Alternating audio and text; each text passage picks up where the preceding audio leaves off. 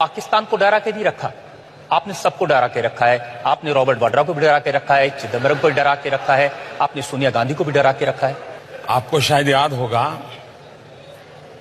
शायद 2014 में आपकी अदालत में ऐसा ही एक सवाल आपने मुझे पूछा। हाँ, मैंने पूछा था। तब मैंने कहा था बिल्कुल डरना चाहिए। ये प्रधानमंत्री बनने के बाद नहीं कह रहा हूं। और तब मैंने कहा था, देश में जब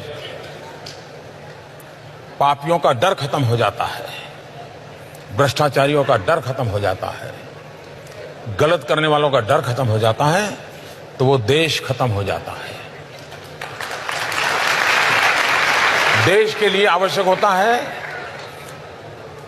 जो आतंकवादी है, विघटनकारी है, उनको मेरी सेना का डर होना चाहिए, मेरे सुरक्षा बलों का डर होना चाहिए। जो भ्रष्ट आचरण करते हैं, बेईमानी करते हैं, उनको कानून का डर होना चाहिए। जो नीति विरुद्ध काम करते हैं, उनको नेक और नियत का डर होना चाहिए। और इसलिए ये डर अच्छा है, और ये डर अच्छे के लिए है, और ये डर अच्छों के लिए है। लेकिन ये जो आप कहते हैं कि ये विरोधी दल इकट्ठे हो गए, महामिलावट है, तो ये महामिलावट आपके डर से तो हुई, आपके डर से अखिलेश यादव और मायावती साथ आ गए। आप देखिए, ये सारे लोगों का जरा बराबर एक बार आप एक्सरे निकाल दीजिए। ये वंशवादी लोग हैं, ये सब ऐसे हैं, कोई बेल पर है, कोई कोर्ट के चक्कर काट रहा है, किसी पर कानून की तलवार, और मेरे कारण नहीं, मेरे पहले वाली सरकारों से है, कोई जेल में पड़े हैं, ये सारे लोग हैं।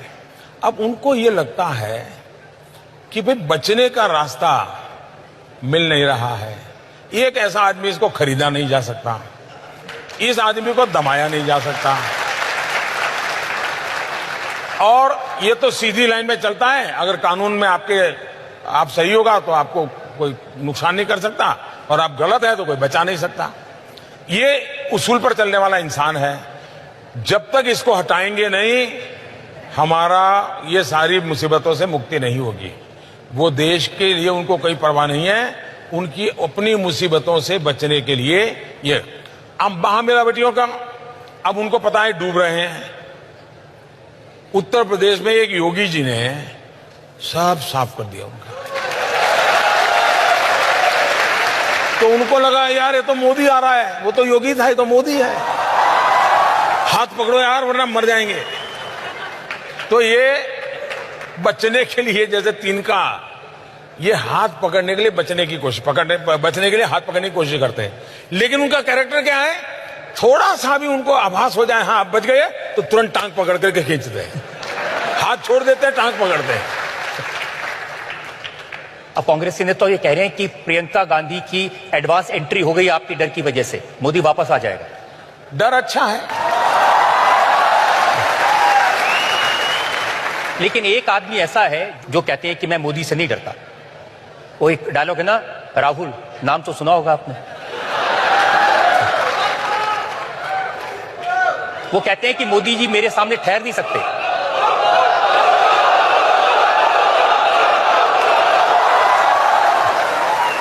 मैंने एक बार सुना था कि धरती कंप आ जाएगी,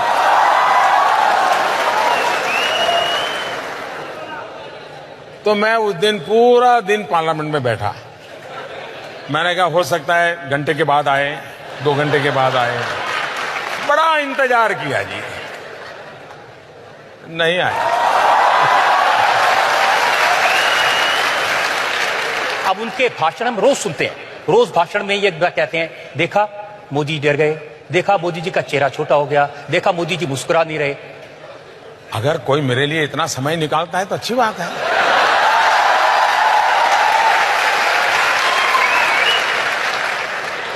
कोई तो है जो हम थके हुए वो कह रहा है, हम हमारी चिंता कर रहा है, अच्छी चीज है।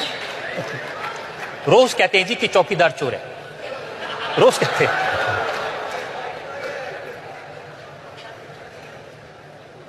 आप बताइए,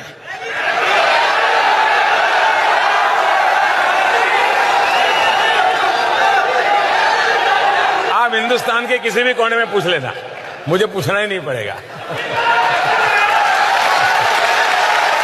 और ये उनके जो भाषण हैं चुनाव में वो यही है, चौकीदार चोर है, और अनिल अंबानी की जेब में नरेंद्र मोदी ने 30,000 करोड़ रुपए डाल दिए। मैंने कभी सुना 1,30,000 करोड़, कभी सुना 40,000 करोड़, कभी सुना 80,000 करोड़। इतने आंकड़े बोलते गए हैं, पता नहीं अब वो कौन से वाला सही माने कौन से वाला गलत माने, कुछ समझ ही नहीं आ रहा है जी। एक आंकड़ा हमारे पास में है, वो मैं आपको वीडियो पे सुनाना चाहता हूं। गुजरात के एक उद्योगपति को आपने कितनी जमीन दी, ये आप सुनिए, आप भी आश्चर्यचकित रह जाएंगे। नरेंद्र मोदी जी ने गुजरात में 45,000 करोड़ एकड़ आपसे छीनकर मुंद्रा में एक उद्योगपति को देते हैं।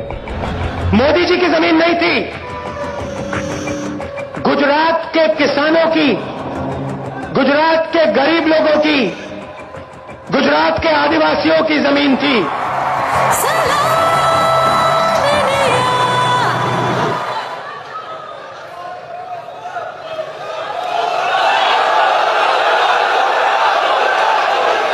इन दिनों मैंने सुना है कोई एवेंजर फिल्म चल रही है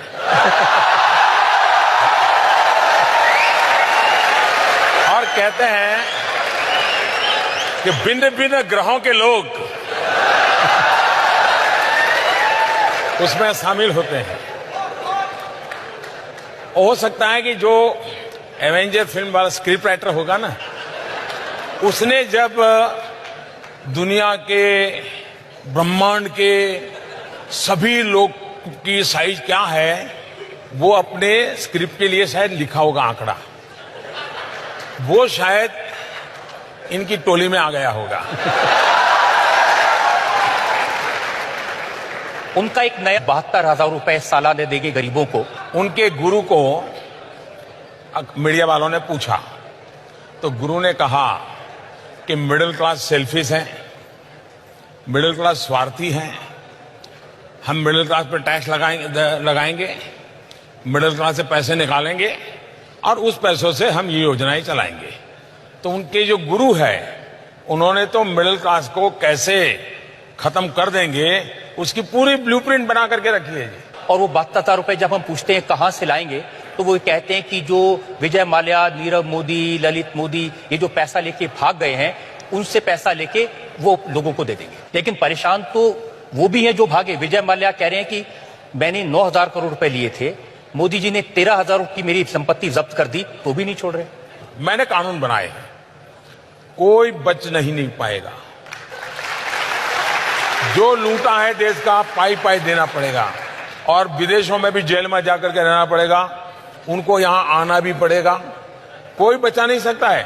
और मिलकर जब्त की है, ऑक्शन करते चले जा रहे हैं, रुपए जमा होते जा रहे हैं, बैंकों को मिलते चले जा रहे हैं, कोई बचने वाला नहीं है जी। इसीलिए आपके लिए कहा है, चोर कांपे चमचे कांपे, चोर कांपे चमचे कांपे, कांपे हर गद्दार, देश का बच्चा बच्चा बोल रहा है मैं भी चौकीदार।